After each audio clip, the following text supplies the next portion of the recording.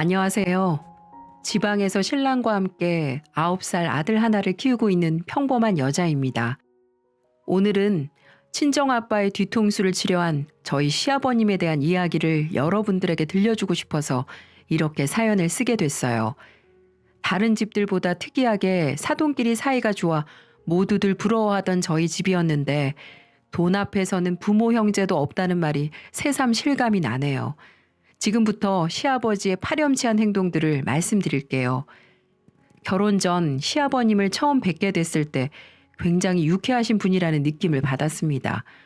좋게 말하자면 해맑고 쾌활하신, 나쁘게 말하자면 나이에 맞지 않게 조금은 철이 없어 보인다는 생각이 들었죠. 활짝 웃으시면서 저를 반겨주시는 시아버님 덕분에 처음 시댁에 인사를 드리는 자리라 잔뜩 긴장한 제게 큰 힘이 되었습니다. 제게 이런저런 농담도 던지시면서 말씀을 해주시니 제 입장에서는 무거운 자리일 수밖에 없는 첫 만남이 화기애애한 자리가 되어버렸죠. 이런 시부모니라면 결혼을 해도 괜찮겠다는 생각이 들었습니다. 다만 한 가지 제가 보기에 조금 의아한 점이 하나 있었어요. 마음에 걸리는 거라고 말해야 할까요? 시아버지께서 적극적으로 제게 질문도 하시고 농담도 던지는 반면에 시어머님께서는 시종일관 표정이 좋지 못하시더군요. 제가 마음에 안 드시나? 라고 생각이 들 만큼 시어머니께서는 가끔 얼굴을 찡그리시거나 무표정으로 계시는 시간이 많았습니다. 사실 며느리 사랑은 시아버지라는 말처럼 처음으로 며느리를 보는 게 시어머님보다는 시아버님께서 더 기쁜 일이라는 생각이 들어 시어머님의 그런 반응을 이해하려고 했지만 그래도 개운하지 못한 기분이었어요. 여하튼 시어머님의 무심한 반응 말고는 모두 괜찮았습니다.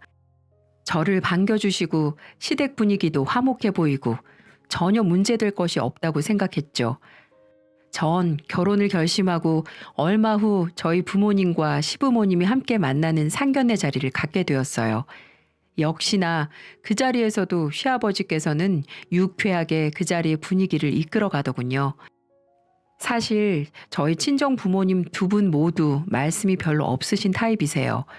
밖에서뿐만 아니라 집에 오셔서도 필요한 말만 하시는 분들이신데 시아버님께서 먼저 다가가 친근하게 대해주시니까 제 입장에서는 감사하기도 하고 이 결혼을 결심하길 잘했다 이런 생각이 들더군요. 사돈, 우리 정말 친구처럼 지냅시다. 제가 예전부터 사돈과 친하게 지내는 친구들 보면서 얼마나 부러워했는지 몰라요. 그래서 나중에 며느리 보게 되면 꼭 사돈이랑 등산도 하고 놀러도 다니고 싶었어요. 아, 네. 저도 좋지요. 평생 일만 죽어라 해서 친한 친구도 없었는데 이제부터 사돈을 친구 삼아 지내면 얼마나 좋겠어요. 이제 자식들도 결혼하면 다 키웠겠다. 풍경 좋은 곳이나 같이 놀러 다닙시다. 상견례 자리는 무척이나 화기애애했어요. 말씀도 별로 없으신 저희 부모님조차도 시부모님과 즐겁게 이야기를 할 정도로 격식 없는 즐거운 자리였죠. 상견례 자리는 끝나고 집으로 돌아오는 길에는 평소 무뚝뚝하신 아버지가 몹시 만족하신 듯 말씀하시더라고요. 사돈네가 참 살갑고 좋구나. 우리 딸 시집 가더라도 시집살이 같은 건 안 시킬 사람처럼 보여서 참 다행이야. 서로 얼굴 붉히거나 안 좋은 이야기가 나오면 어쩌나 걱정했는데 다들 어찌나 사람이 좋은지. 그렇지? 특히 시아버님이 격없이 대해주시니까 나도 참 좋았어. 아빠는 좋겠다. 시아버님이 같이 놀러도 다니자는데 매달 두 분이서 놀러만 다니는 거 아니야? 상견례 후 저희 집뿐만 아니라 시댁에서도 저희를 좋게 봐주셨는지 만장일치로 결혼을 허락해 주셨습니다. 기왕 할 결혼이라면 올해를 넘기지 말고 빨리 하라는 어른들의 말씀에 정신없이 결혼 준비를 하고 번갯불에 콩 구워 먹듯이 결혼식을 올렸습니다. 아직까지는 아무 문제가 없었습니다. 신혼여행을 다녀오고 시댁에 인사를 드리러 가기 전까지는 말이죠. 아버님, 어머님, 저희 왔어요. 오냐, 신혼여행은 잘 다녀왔니? 많이 피곤하지? 어서 안으로 들어오너라. 거실로 들어가니 정말 상다리가 부러질 정도로 음식들이 산더미처럼 쌓여 있었어요. 준비한 선물을 드리고 절을 올린 다음에 모두들 식탁으로 모여 앉았죠. 어머님, 음식 너무 많이 하신 거 아니에요? 준비하시는데 힘드셨죠? 하나같이 음식들이 너무 맛있어 보여요. 네가 뭘 좋아하는지 몰라서 이것저것 해봤어. 음식은 입에 맞니? 네, 너무 맛있어요. 저는 시어머님이 차려주신 음식을 맛있게 먹으며 신혼여행에서 있었던 일들을 제잘거리고 있을 때 시아버님께서 툭 내뱉은 한마디에 식탁의 분위기가 싸해졌습니다. 아이고, 이제 재훈이 결혼까지 시켰으니 자식들 다 키웠네. 이제 나도 아둥바둥 살지 않고 편하게 살아야겠어. 아버님, 이제 저희가 효도하며 살 테니까 놀러도 다니시고 편하게 지내세요. 그렇지? 그래, 나도 우리 재훈이 결혼할 때까지만 직장 다녀야지 생각했었는데 이제 결혼까지 시켰으니 그만두고 작은 카페라도 차릴까 싶은데 새아가는 어떻게 생각하니? 네? 일을 그만두신다고요? 아버님께서 지금 하시는 일이 너무 힘드시면 뭐 그만두시는 것도 전 괜찮아요. 근데 제가 감히 함부로 드릴 말씀은 아닌 것 같아요. 네가 어때서 그러니? 너도 이제 우리 가족인데 그래, 너도 시애비가 일 그만두는 거 찬성이지?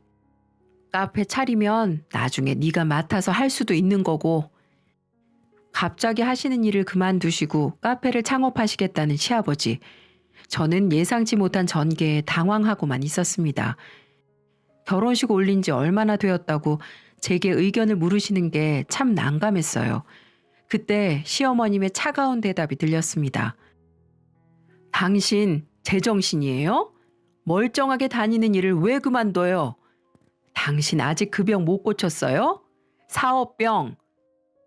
여보, 우리 새아가 듣고 있는데 여기서 왜 그 이야기가 또 나와?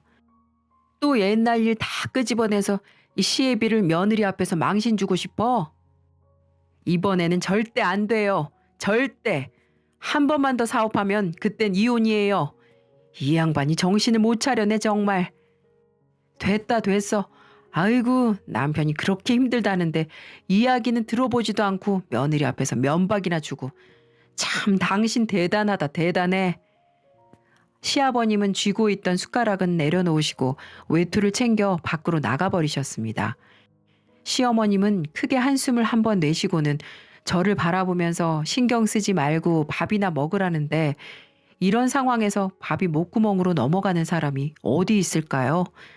저는 화목하리라 믿어 의심치 않은 시댁에 대한 환상이 와르르 깨져버렸습니다. 어영부영 식사를 마치고 상을 치우시는 시어머님을 도왔어요. 미안하구나 새아가. 시집 오자마자 이런 모습 보여서 참 민망하네. 아니에요 어머님. 전 괜찮아요. 어머님은 괜찮으세요? 으유, 저 양반 틈만 나면 사업하려고 덤벼드는 바람에 우리 집 꼴 좀 봐라. 이 좁은 빌라에서 사는 거. 저 양반이 사업한다고 날린 돈만 모았어도 벌써 집 2채는 샀을 거야. 아버님께서 사업을 많이 하셨어요? 말도 마라. 친구가 같이 고깃집 하자고 그래서 덥석 같이 했다가 빚만 얻어왔지. 재훈이 학교 들어갈 때는 기술도 없는 사람이 횟집을 하겠다고 그래서 말아먹고. 결국에 재훈이 대학교는 전부 학자금 대출로 메꿨잖니. 그 뭐냐? 지금 직장 들어가기 전에는 인형 뽑기인지 뭔지 오락실을 차렸다가 홀라당 날려먹고. 이 정도면 병 아니니? 전 시어머님의 말씀을 듣고 깜짝 놀랐습니다. 성격 좋으시고 가정에 충실하시는 모습만 보여주셨던 시아버님이 이런저런 사업 실패로 시어머님을 고생시켰다는 사실이 너무 충격적이었거든요. 그래도 그때까지는 저와는 아무 상관없는 이야기로 생각했었죠. 지난 일이고 지금은 성실히 일하시니까 한낱 에피소드 정도로 생각했었습니다. 하지만 몇 년 후 시어머님의 말씀이 다시 재현되는 일이 생기리라고는 생각지도 못했네요. 시부모님께서 다투던 그날의 사건이 지난 후에는 지극히 평화로웠습니다. 시아버님께서는 저보기가 민망하셨는지 시댁을 찾을 때마다 몇 번 저를 피하시더니만 다시금 예전의 밝은 모습으로 돌아오셨고요. 저희 앞에서 다시는 사업 이야기를 꺼내지도 않으셨습니다. 그리고 시아버님은 저희 친정아빠와 정말 친한 친구 사이가 되었죠. 두 분 다 산을 좋아하시는 점이 같았는지 매주 산에 같이 오르시고 정상에서 찍은 사진들을 저희에게 보내셨어요. 그러다 가끔은 두 분이서 따로 만나 술도 한 잔씩 하는 사이가 되더군요. 전 솔직히 시아버님에게 너무 감사했습니다. 결혼 전에는 저희 가족끼리 놀러 가는 게 아니라면 어디에도 나가지도 않던 저희 친정 아빠가 시아버님을 만난 이후로 여기저기 좋은 곳도 다니시고 맛있는 것도 드시니까 제 입장에서는 너무 좋았거든요. 제가 해야 할 일을 시아버님이 대신 해주고 있는 느낌이랄까요? 여하튼 정말 시아버님에게 전 고마움을 가지고 있었습니다. 친정 아빠로부터 그 이야기를 듣기 전까지는요. 결혼을 하고 8년이 지났습니다. 그동안 전 신랑을 쏙 빼닮은 아들을 낳고 키우느라 세월이 어떻게 지나간 건지도 모를 만큼 바쁘게 살았네요. 그날은 친정아빠의 생일날이었습니다. 번거롭게 차려 먹지 말자고 하셔서 친정 식구들과 함께 외식을 했었어요. 다들 바쁠 텐데 와줘서 고맙구나. 이제 내 나이도 내년이면 퇴직할 나이구나. 참 세월 빠르지. 아빠 내년이면 퇴직이야? 벌써 그렇게 되었구나. 아버지 이제 퇴직하면 맨날 놀겠다. 그치? 부럽다. 아유, 놀긴 왜 놀아. 일해야지. 우리 손주 맛있는 거 사주려면 일해야지. 우리 아빠 이제 나이 많아서 다른 곳에서 일 못해요. 꼼짝없이 집에 있어야지 뭐. 그건 걱정 안 해도 돼. 내년에 사돈이랑 작은 가게나 열어서 같이 해볼까 생각 중이니까. 어? 우리 시아버님? 우리 시아버님이랑 장사를 하겠다고? 안 돼. 절대 안 돼. 아버지가 먼저 이야기 꺼낸 거야? 같이 장사하자고? 사돈이 먼저 그러더라. 이제 퇴직하고 나면 뭐 할 거냐고. 난 1, 2년 쉬다가 뭘 좀 해볼까 싶었는데 사돈 말이 쉬면 다시 일하기가 쉽지 않대. 그리고 사돈이 생각해둔 일이 있다는 거야. 시아버님이 생각해둔 일? 그게 뭔데? 글쎄, 저쪽 동네 새로 아파트 단지 들어선 곳 있지? 그쪽에 세대수가 대단하다는데 마땅히 외식할 곳이 없다는 거야. 딱 그 자리에 한우집을 차리면 대박이 날 거라는구나. 뭐? 한우집? 아우, 참나. 아버지 장사해 본 적 있어? 아버지 고기는 알아? 음식도 못하면서 무슨 식당을 하겠다는 거야? 나도 걱정했는데 사돈이 아무 걱정 말라는 거야. 다 자기 아는 사람이 있다면서 사돈이랑 나랑은 그냥 직원 관리만 하면 운영은 어렵지 않다는구나. 다들 고깃집은 그렇게 하는 거래. 아, 안 돼. 절대 안 돼. 시아버님 예전에 사업 여러 개 했었는데 전부 쫄딱 망한 거 모르지? 사돈한테 들었다. 참 운도 나빴고 주위 사람들한테 배신도 당해서 그렇다는데 낙하지. 그래도 여러 번 해봐서 장사에는 도가 텄잖니. 믿어도 될 거야. 설마 안 되는 걸 사돈이 내게 추천했겠니? 저는 친정아빠의 폭탄 선언을 듣고 하도 기가 막혀서 생일 파티 자리가 끝나자마자 시아버님에게 전화를 걸었어요. 아버님, 저 방금 친정아버지 생일 잔치하고 왔는데 친정아버지가 하신 말씀이 사실이에요? 어떤 말? 내가 그 자리에 있던 것도 아닌데 다짜고짜 전화 와서 뭘 물어보는 거니? 고깃집 말이에요. 아버님께서 고깃집 하자고 저희 아버지에게 말씀하셨다는데 사실이에요? 그게 왜? 무슨 문제라도 있니? 전 갑자기 말문이 막혔습니다. 차마 시아버지에게 하시는 사업마다 모두 망해서 이번 사업도 믿지 못하겠다는 말은 할 수가 없었거든요. 대신에 둘러서 이야기를 했죠. 저희 아버지 평생 공장에서만 일하셨던 분이세요. 장사 같은 건 하실 줄도 모르고 한우집이라면 이만저만 돈이 드는 게 아닐 텐데 걱정이 돼서 그러죠. 그건 걱정 말거라.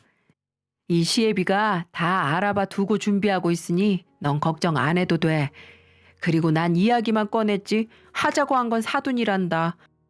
그러니 이렇게 전화까지 하면서 따질 일은 아닌 것 같은데? 시아버지가 이렇게까지 이야기를 하니 차마 제가 할 말이 없더군요. 그래도 찝찝한 기분은 남아 있었고 저희 아버지가 장사를 하지 않았으면 좋겠다고 생각했습니다. 시어머님에게 도움이라도 청해볼까 싶은 마음도 있었어요. 하지만 한 번만 더 사업하면 이혼이라고 으름장을 놓는 시어머님의 모습이 생각나 괜히 나 때문에 시댁에 분란이 생기지는 않을까 이런 생각이 들어 포기했습니다.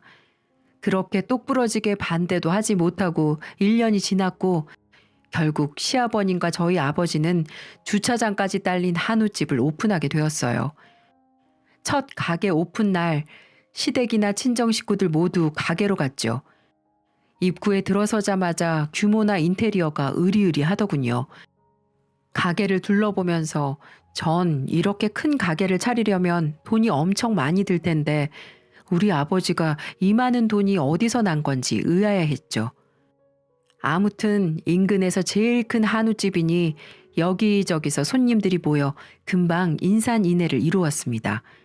테이블 가득 손님들이 앉아있는 걸 보니 조금은 안심이 되었어요. 그래, 기왕 시작한 거 안 좋은 소리 하지 말고 잘 되게끔 응원을 하자. 어쩌면 정말 시아버님 말씀대로 대박이 날 수도 있잖아. 전 속으로 이런 생각을 하면서 가게 일을 도왔습니다. 첫 영업을 끝내고 시아버님은 잔뜩 상기된 얼굴로 오늘처럼만 영업하면 금방 우리 가족 모두 부자가 될 수 있다면서 축배를 들고 계셨어요. 친정아버지는 얼떨떨한 표정으로 첫날의 매출을 보며 놀라고 계셨고요. 첫 오픈을 그렇게 무사히 끝내고 약 3개월 정도는 제가 식당에서 일을 도와야 할 정도로 정말 바빴습니다.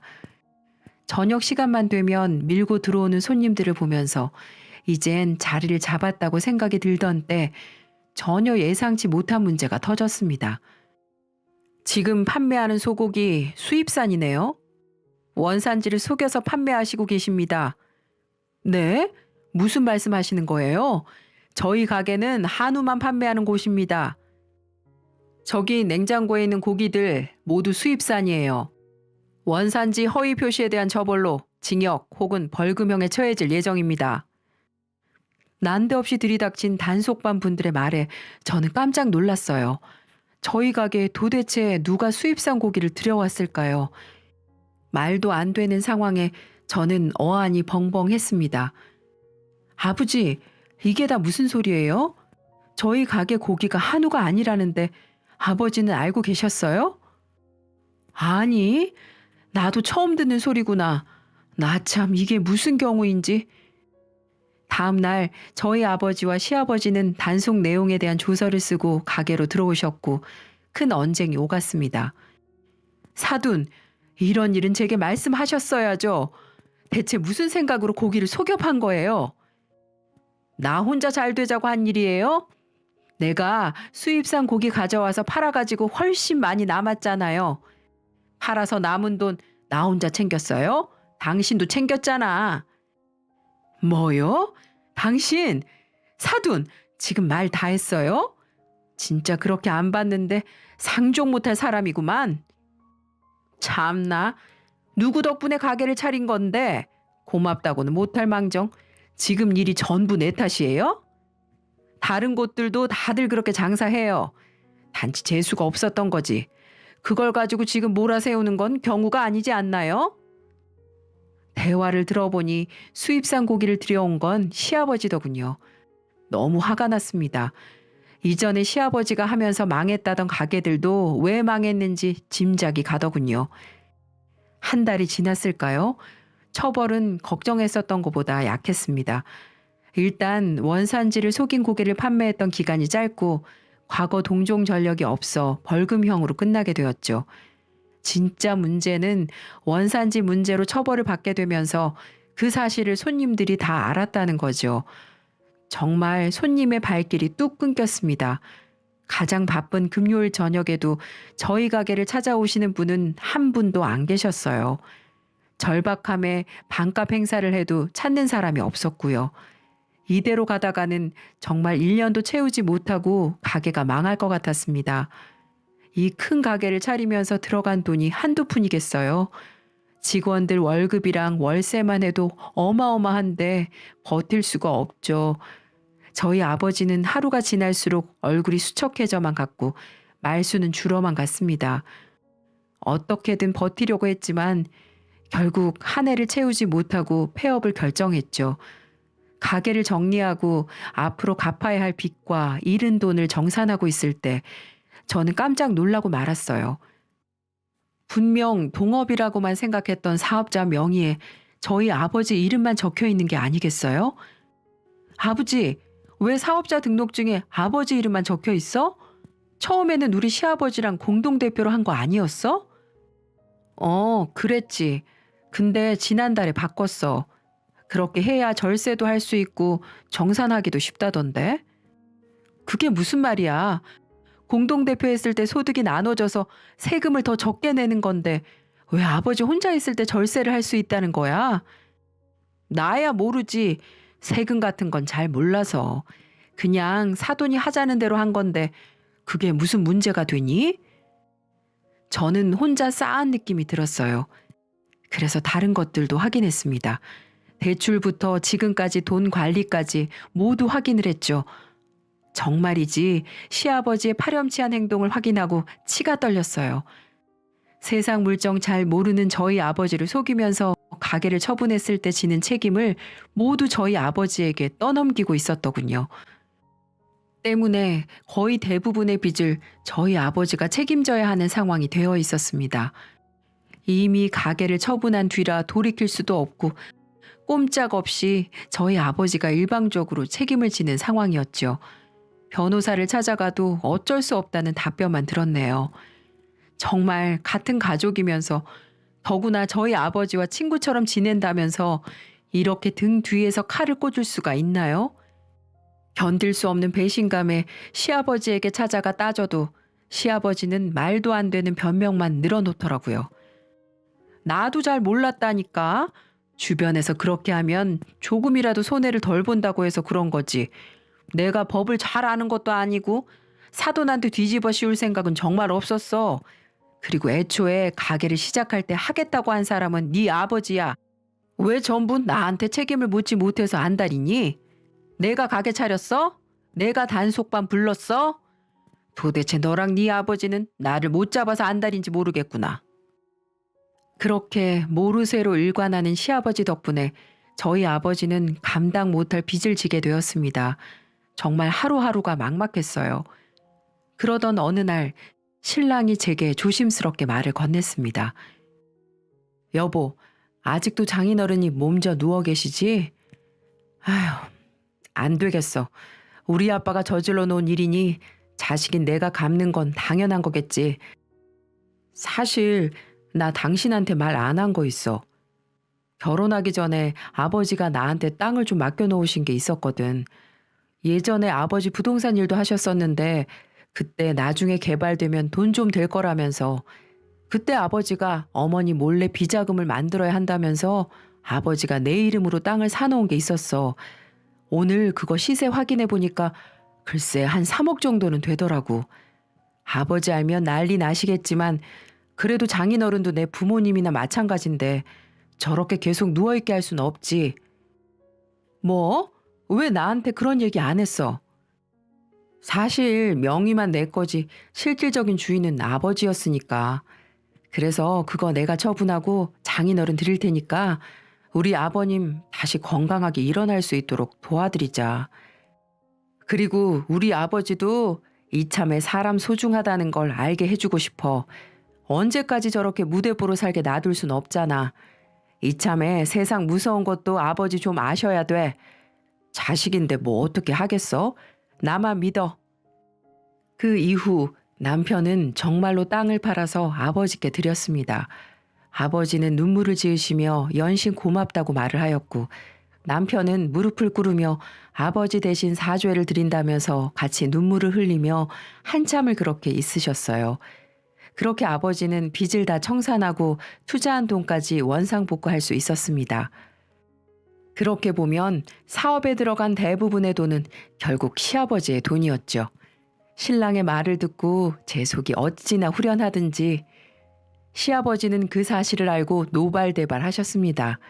잃은 게 없다고 생각하다가 결국 가장 많이 잃은 건 본인이었으니까요. 시아버지는 모든 걸 알고 자기 비상금이라고 생각했던 돈까지 모두 잃게 되니까 이성을 잃기 시작하셨어요. 밤이고 낮이고 시도 때도 없이 저와 저희 아버지에게 전화를 하셔서 당장 자기 돈을 토해내라고 난리를 치더군요. 그러다 학교에 간 아들을 데리러 간 날 학교 앞에 시아버지가 나타났습니다. 제가 전화를 피하니 아마도 저를 직접 만나기 위해 학교 앞을 찾아온 것이겠죠. 야, 너 왜 내 전화 안 받아? 이 시애비가 우스워? 너 내 돈 빨리 가져와. 이것들이 나를 속여? 여긴 무슨 일이세요? 전 더 이상 드릴 말씀 없어요. 돌아가세요. 재영이 학교에서 나올 시간이에요. 설마 손주 앞에서 추한 모습 보이고 싶으세요? 진짜 대단하구나 너. 너랑 네 애비랑 망할 아들놈이랑 모두 짜고 나 속여서 내 돈 훔친 거잖아. 당장 내놔. 돈 안 가져오면 나도 어떻게 할지 모르겠다. 이거 사기야. 사기라고. 그 돈 아버님이 저희 신랑한테 준 거잖아요. 그게 왜 아버님 돈이에요? 더 이상 이런 억지 듣고 싶지 않으니까 당장 돌아가세요. 순간 아버님의 눈빛이 바뀌었습니다. 한바탕 욕지거리를 내뱉으시더니 저에게 달려와 두 손으로 목을 조르셨어요. 발길질을 하면서 벗어나려 했지만 힘으로 당해낼 도리가 없었습니다. 도와달라고 소리를 지르며 실랑이를 벌이고 있을 때 근처에 서 있던 어떤 분이 경찰에 신고하는 통화 소리가 들렸어요. 시아버님은 경찰이란 말을 듣고 정신을 차렸는지 황급히 본인의 차로 도망을 갔습니다. 당장 경찰이 들이닥칠 거라 생각했는지 급하게 차 시동을 걸고 출발을 했고 자동차는 시끄러운 굉음을 내며 튀어나가듯 속도를 내더군요. 그때 시아버님의 차가 모퉁이를 돌아 우회전을 하고 있을 때 쾅 하는 소리가 들렸습니다. 곧이어 아이가 우는 소리가 들렸고 그 자리에 서 있던 사람들 모두 소리가 들린 곳으로 달려갔어요. 그곳에는 초등학교 저학년으로 보이는 아이와 엄마로 보이는 여자와 함께 도로 위에 쓰러져 있었고 시아버지의 차가 그 앞에 서 있었습니다. 저는 그 자리에서 너무 놀라 소리를 빽 질러버렸습니다. 아마도 급하게 우회전을 하다가 길에 있는 사람을 채 보지 못하고 부딪힌 게 확실해 보였어요. 잠시 머뭇거리던 시아버님의 차는 후진을 하기 시작했습니다. 자리를 벗어나려는 시도를 하는 듯 했고 주위에 있던 사람들은 시아버지가 도망가지 못하게 차 앞뒤를 막아섰죠. 시아버지는 창문을 내리고 비키라고 욕을 하시던 중에 좀 전에 신고를 받고 출동한 경찰이 시아버지를 발견하고 달려왔어요. 시아버지는 출동한 경찰분에게 현장에서 체포되었고 어린이 보호구역에서 일어난 사고라 가중처벌까지 받게 되었죠. 더구나 사고를 내고 도망까지 가려 했으니 제가 정말 시아버님을 알고 지내는 오랜 시간 동안 이런 파렴치한 사람일 거라곤 상상도 못했습니다. 뒤에 들리는 이야기로는 피해자 모녀에게 꽤 큰 금액으로 합의금을 물었고 형사처벌까지 받게 되었다고 하네요. 이후로도 시아버지는 정신을 못 차리고 저희 부부에게 찾아와서는 울고 빌기도 몇 번이나 반복했어요. 얘들아, 내가 생각이 짧았던 것 같다. 그동안의 일은 내가 다 미안하다. 내가 내 아들한테 준 재산은 내가 준 것이 맞으니 너희도 그에 대한 대우를 해줘야겠구나. 네? 대우라뇨? 무슨 대우를 말씀하시는 거예요? 그리고 지금 그 일이 미안하다는 말로 될 일이라고 생각하세요? 너희도 알다시피 그 일이 있고 나서 나는 이혼까지 당하고 알거지가 됐는데 어떻게 자식된 도리로 이런 애비를 못 본 채 할 수 있니? 물론 내가 실수로 사돈한테 몹쓸 짓을 한 건 이제 인정할 테니 너희도 이제 그만 마음 풀고 나를 좀 데리고 살아다오. 네, 맞습니다. 시어머니는 그 일이 있고 난 후 다른 사람도 아닌 사돈한테까지 사기를 치려고 했다는 걸 알고 정말 진절머리가 난다며 시아버지에게 이혼을 통보하셨고, 말 그대로 시아버지는 가정도 모두 잃고 외톨이의 상거지가 된 거나 다름없는 상황이었습니다. 아니, 저희가요? 무슨 말씀을 하시는 거예요? 저희가 왜 그래야 하나요? 저희 보고 사기꾼이라고 몰아갈 땐 언제고 이제 와서 대우를 바라세요? 내가 이 나이에 무슨 일을 하고 어떻게 살아가겠니? 젊은 날 마누라한테 했던 실수들도 너랑 사돈한테 한 실수도 전부 사람이니까 하는 실수 아니겠어? 네? 실수요? 세상에 어느 실수가 그렇게 고의적이고 치밀한지 저는 모르겠네요. 당신 때문에 저희 집안이 풍비박산 날 뻔한 걸 생각하면 아직도 치가 떨려요. 다음에 또 찾아오면 그땐 정말 경찰 부를 겁니다. 예, 새아가 내 말 좀 제발 들어다오. 시아버지는 경찰이라는 말이 무섭기라도 한 건지 그날 이후 저희들 눈앞에 나타나지도 않았습니다. 그리고 저희는 종종 시어머님의 집에 가서 시간을 보내기도 하는데 그럴 때마다 시어머님께서 들려주시는 젊은 날의 시아버지의 횡포는 지금 이혼을 한 게 너무 늦은 때라는 생각이 들 정도로 엉망인 사람이었죠. 정말 돈 때문에 할 짓 못할 짓을 많이도 하고 다녔더라고요. 길거리에 나앉을 뻔했던 저희 친정 식구들도 다행히 이제는 정신을 차리고 다시 오순도순 잘 살고 있고요. 친정 아버지께서도 택시 운전을 하시면서 다시 가정에 도움이 되기 위해 열심히 일도 하고 계십니다. 이 이야기를 듣는 모든 분들은 절대로 저와 저희 친정 식구들처럼 보이는 모습만 보고 사람을 판단하지 않길 바랍니다. 가벼운 믿음의 대가가 얼마나 큰지 저희 가족들은 톡톡히 그 대가를 치렀으니까요. 지금까지 제 긴 사연 함께 들어주셔서 감사합니다.